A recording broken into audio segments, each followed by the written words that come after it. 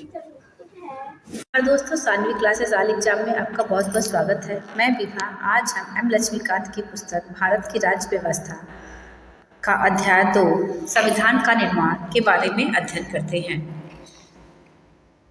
चलिए, आपको अगर कोई समस्या हो तो प्लीज़ कमेंट बॉक्स में ज़रूर लिखिएगा। चलिए स्टार्ट करते हैं। संविधान का निर्माण, संविधान सभा की मांग। भारत में संविधान सभा के गठन का विचार 1934 में पहली बार एम.एन. राय ने रखे।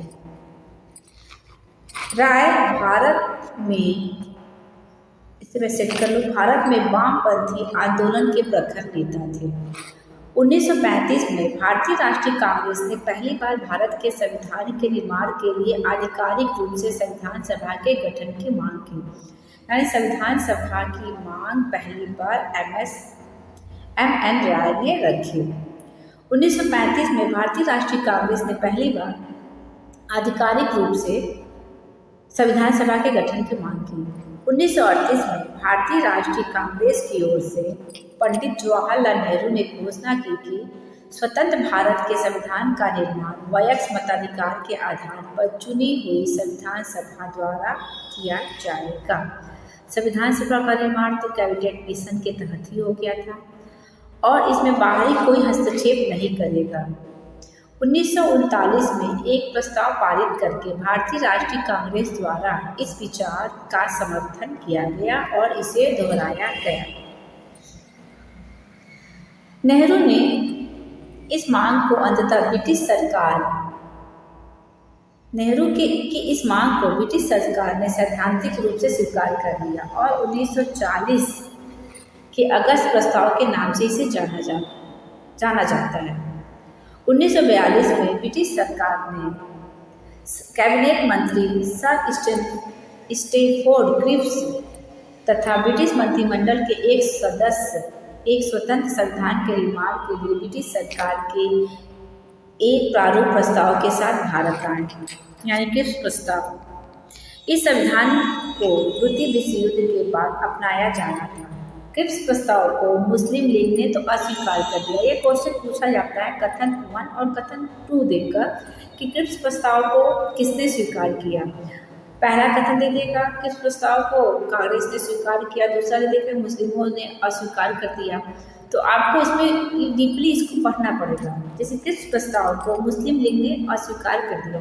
मुस्लिम लीग की मांग थी कि भारत को 2 स्वायत्त हिस्सों में बांट दिया जाए, जिनकी अपनी अपनी संविधान सभाएं हो। अंततः ब्रिटिश सरकार द्वारा भारत में एक कैबिनेट मिशन को भेजा गया। इस मिशन में दो संविधान सभाओं की मांग को ठुकरा दिया, लेकिन उसने ऐसी संविधान सभा के निर्माण की योजना सामने रखी जिसे मुस्लिम लीग काफ़ी हद तक संतुष्ट हो सके। अब संविधान सभा का गठन कैबिनेट मिशन के तहत ही हुआ था। कैबिनेट मिशन योजना द्वारा सुझाए गए प्रस्तावों के तहत नवंबर 1946 में संविधान सभा का गठन हुआ और योजना की विशेषता थी, इसमें क्या थी, संविधान सभा की कुल सदस्य संख्या 389 होनी चाहिए, 389। इसमें से 296 सीटें ब्रिटिश भारत के और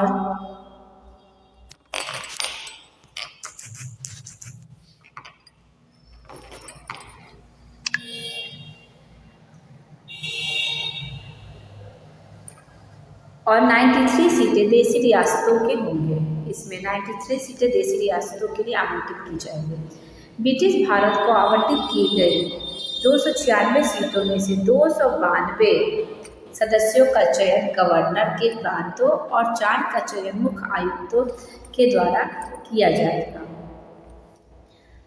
यानी कुल सीटें आपका 389 थी, जिसमें से 296 सीटें ब्रिटिश भारत के और 93 सीटें देशी रियासतों को आवंटित की गई। और इसमें से भी 296 में से 292 का चयन गवर्नरों के प्रांतों 11 गवर्नरों के प्रांत करेंगे और 4 का चुनाव मुख्य आयुक्त के प्रांतों, यानी प्रत्येक में से एक से किया जाना था। दूसरे में देखें, प्रत्येक प्रांत एवं देशी रियासतें अथवा छोटे राज्यों के मामले में राज्यों के समूह को उसकी जनसंख्या के अनुपात में सीटें आवंटित की जानी थी।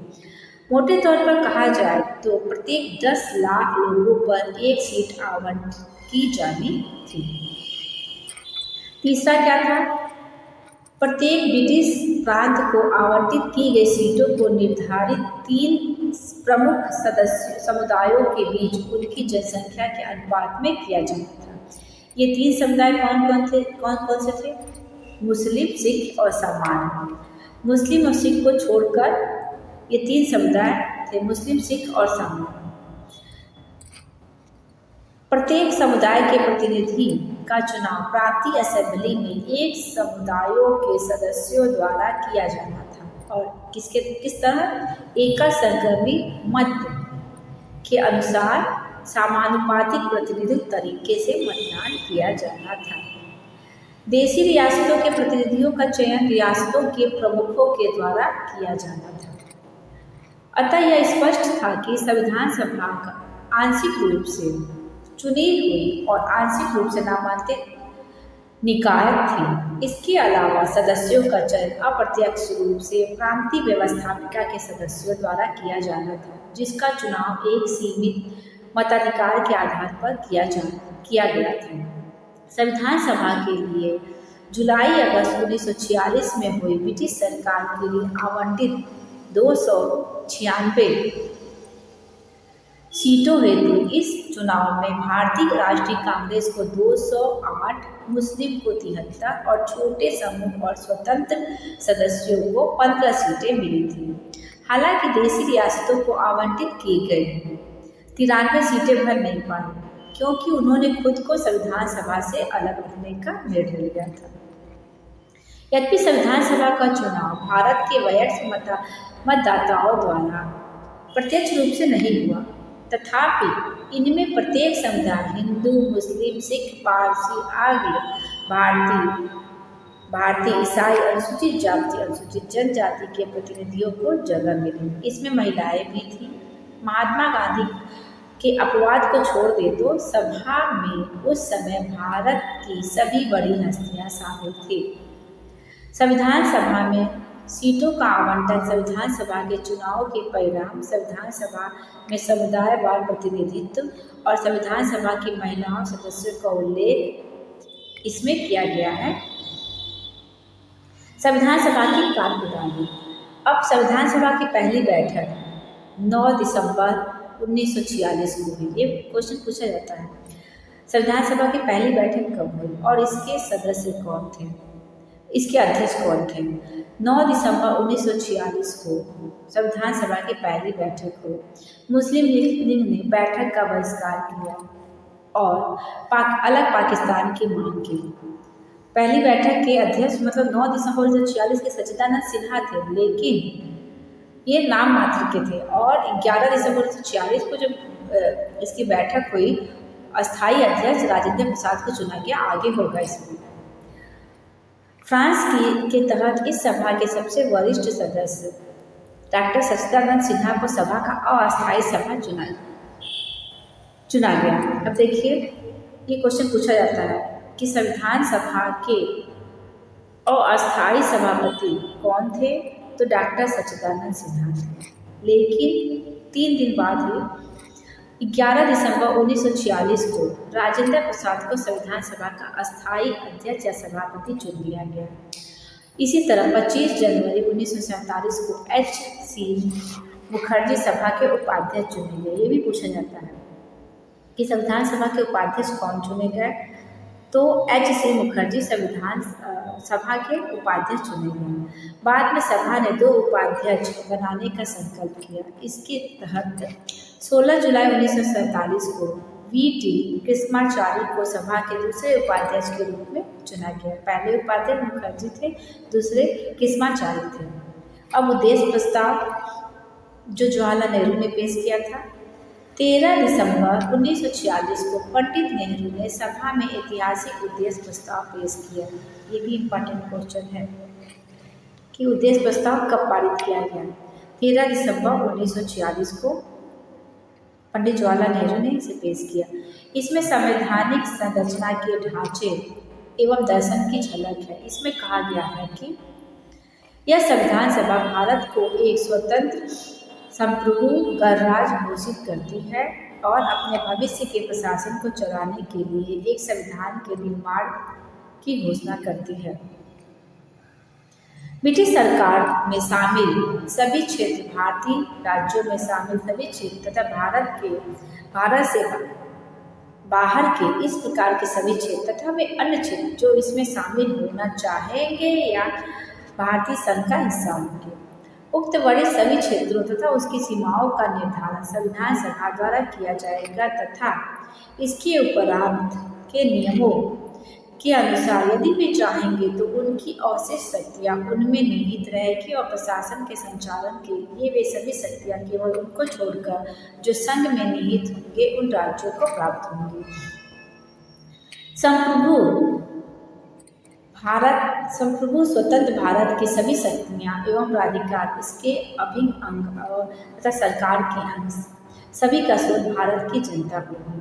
भारत के सभी लोगों के लिए न्याय, सामाजिक, आर्थिक, राजनीतिक स्वतंत्रता और सुरक्षा, अवसर की समता, विधि की समझ क्षमता, विचार अभिव्यक्ति, विश्वास, भ्रमण, संगठन बनाने आदि की स्वतंत्रता, लोक नैतिकता की व्यवस्था सुनिश्चित की जाएगी।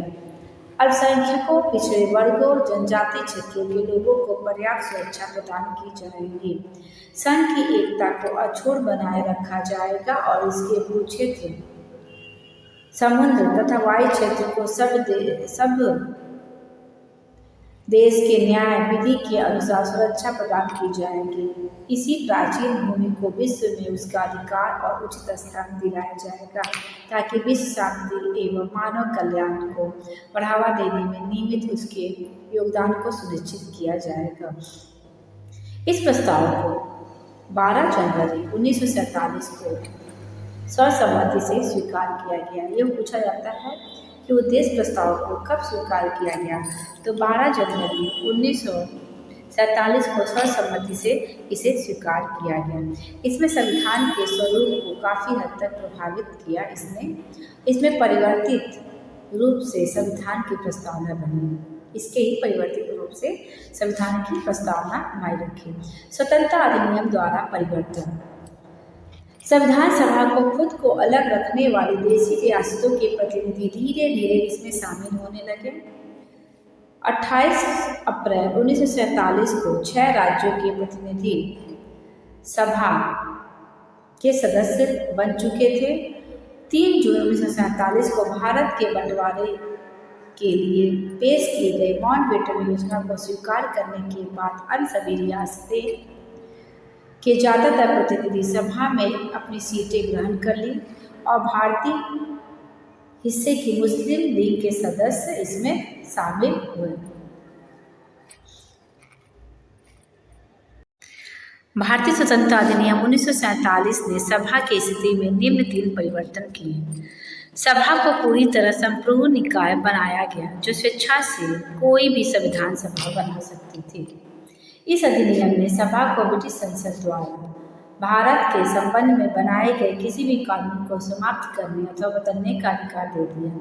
संविधान सभा एक विधायिका भी बन गई। दूसरे शब्दों में कहा जाए तो सभा को 2 अलग अलग काम सौंपे गए। एक था स्वतंत्र भारत के लिए संविधान बनाना और दूसरा था देश के लिए आम कानून बनाना, लागू करना। इन दोनों कार्यों को अलग अलग दिन करना था। इस प्रकार संविधान सभा स्वतंत्र भारत की पहली संसद बनी। जब भी संविधान सभा की बैठक संविधान सभा के रूप में होती, इसकी अध्यक्षता राजेंद्र प्रसाद करते और जब बतौर बैठक विधायिका की होती तो इसकी अध्यक्षता जी.बी. मालवणकर करते। संविधान सभा 26 नवंबर 1949 तक इन दोनों रूप में कार्य करती रही। इस समय तक संविधान सभा का निर्माण का कार्य भी पूरा हो चुका था। मुस्लिम लीग के सदस्य पाकिस्तान में शामिल हो चुके क्षेत्रों से संबंध भारतीय संविधान सभा से अलग हो गए, जिसकी वजह से 1946 में कैबिनेट मिशन योजना के तहत तय किए गए सदस्यों की कुल संख्या जो 389 की बजाय 299 तक आ गिरी। भारतीय प्रांतों औपचारिक रूप से ब्रिटिश प्रांत की संख्या 296 से 229 और देशी रियासतों की संख्या 93 से 70 कर दी गई। 21 दिसंबर 1947 को राज्यवार सदस्यता तालिका में होगी। अन्य कार्य क्या क्या किए, ये इम्पॉर्टेंट है, देख लेते हैं। मई 1949 को राष्ट्रमंडल में भारत की सदस्यता का सत्यापन किया गया। 22 जुलाई 1947 को राष्ट्रीय ध्वज अपनाया गया। 22 जुलाई 1947 को राष्ट्रीय ध्वज, हमारा झंडा, तिरंगा झंडा अपनाया गया। 24 जुलाई 1950 को राष्ट्रीय गान को अपनाया गया। 24 जनवरी 1950 को राष्ट्रीय गान को अपनाया गया और 24 जनवरी 1950 को राष्ट्रीय गीत को अपनाया गया। ये दोनों 24 जनवरी 1950 को हुआ। इसमें 24 जनवरी 1950 को डॉक्टर राजेंद्र प्रसाद को भारत के पहले राष्ट्रपति के रूप में चुना गया। 24 जनवरी 1950 को 2 साल 11 महीने 18 दिन में संविधान सभा में कुल 11 बैठकें हुई। संविधान निर्माताओं ने लगभग 60 देशों के संविधानों का अवलोकन किया और अपने प्रारूप पर 114 दिनों तक विचार किया। संविधान के निर्माण में कुल 64 लाख रुपए खर्च हुए। 24 जनवरी 1950 को संविधान सभा की अंतिम बैठक हुई। इसके बाद 26 जनवरी 1950 को से 1991-92 में हुए आम चुनावों के बाद बनने वाली नई संसद के निर्माण तक भारत की अंतरिम संसद के रूप में ये काम किया। संविधान सभा के सूत्रों की पूरी सूची 2.6 में दी गई है।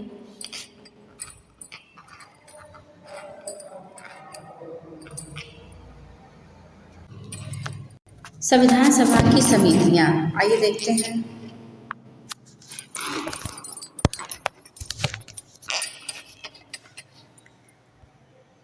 संविधान सभा के निर्माण से संबंधित विभिन्न कार्यों को करने के लिए कई समितियों का गठन किया गया। इनमें से 8 बड़ी समितियां थीं, अन्य छोटी। इन समितियों तथा इसके अध्यक्षों के नाम इस प्रकार है। बड़ी समितियां: संघ शक्ति समिति जवाहरलाल नेहरू, संघीय संविधान समिति जवाहरलाल नेहरू, प्रांतीय संविधान समिति सरदार पटेल, प्रारूप समिति डॉक्टर BR अम्बेडकर, मौलिक अधिकार अल्पसंख्यकों एवं जनजाति तथा बहिष्कृत क्षेत्रों के लिए सलाहकार समितियां सरदार पटेल। इस समिति के अंतर्गत 5 उप समितियां भी थीं, जैसे मौलिक अधिकार उप समिति JB कृपलानी, अल्पसंख्यक उप समिति HC मुखर्जी, उत्तर पूर्व सीमांत जनजातीय क्षेत्र असम को छोड़कर तथा आंशिक रूप से छोड़े गए क्षेत्र के लिए उप समिति गोपनी बारदलोई, छोड़े गए तथा आंशिक रूप से छोड़े गए क्षेत्रों के लिए उप समिति AB ठक्कर, उत्तर पश्चिम फ्रंटियर जनजातीय क्षेत्र उप समिति, प्रक्रिया नियत समिति डॉक्टर राजेंद्र प्रसाद, राज्यों के लिए समिति जवाहरलाल नेहरू, संचालक समिति डॉक्टर राजेंद्र प्रसाद। छोटी समितियों में वित्त एवं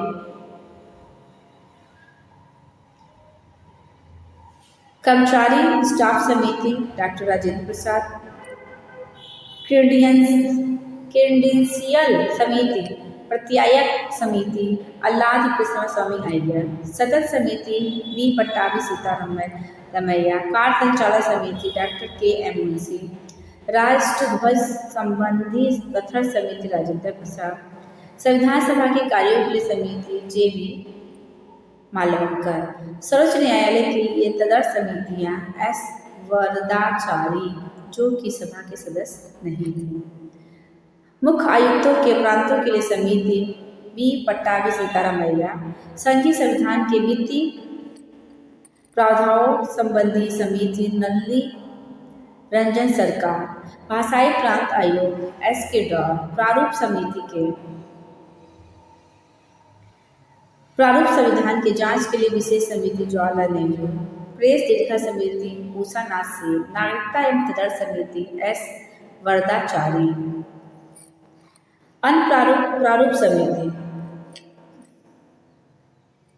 प्रारूप समिति संविधान सभा की सभी समितियों में सबसे ज़्यादा महत्वपूर्ण प्रारूप समिति थी और 29 अगस्त 1947 को इसका निर्माण किया गया। यह वह समिति थी जिसे नए संविधान का प्रारूप बनाने की जिम्मेदारी दी गई थी। इसमें 7 सदस्य थे, जो मोस्ट इम्पॉर्टेंट है। ये सातों सदस्य के नाम: डॉक्टर भीमराव अम्बेडकर अध्यक्ष थे, N Gopalaswami Ayyar, Alladi Krishnaswami Ayyar, doctor K M. Munshi, Syed Mohammad Saadullah, N Madhav Rai. इन्होंने पी.एल. मित्र की जगह ली, जिन्होंने स्वास्थ्य कारणों से त्यागपत्र दे दिया। इसी तरह टी कृष्णाचार्य सन 1948 में टी.वी. खेतान की मृत्यु के बाद उनकी जगह ली। विभिन्न समितियों के प्रस्ताव पर विचार करने के बाद प्रारूप समिति ने भारत के संविधान का पहला प्रारूप तैयार किया और फरवरी 1948 में इसे प्रकाशित किया गया। भारत के लोगों को इस प्रारूप पर चर्चा करने और संशोधन का प्रस्ताव देने के लिए 8 माह का समय दिया गया। लोगों की शिकायतों, आलोचनाओं और सुझावों के परिप्रेक्ष्य में प्रारूप समिति ने दूसरा प्रारूप तैयार किया, जिन्हें अक्टूबर 1948 में प्रकाशित किया गया। प्रारूप समिति ने अपना प्रारूप तैयार करने में 6 माह से भी कम समय मिला। इस दौरान इसकी कुल 141 बैठकें हुई। इसी के साथ ये वीडियो मैं ख़त्म करना चाहती हूँ, समाप्त कर रही हूँ। इसका अगला पार्ट मैं अगले वीडियो में अपलोड करूँगी। प्लीज़ इसे लाइक, शेयर और सब्सक्राइब करना ना भूलिएगा। अगर आपको कोई भी संशय हो, कुछ पूछना है तो कमेंट बॉक्स में अवश्य करिएगा। तब तक के लिए धन्यवाद।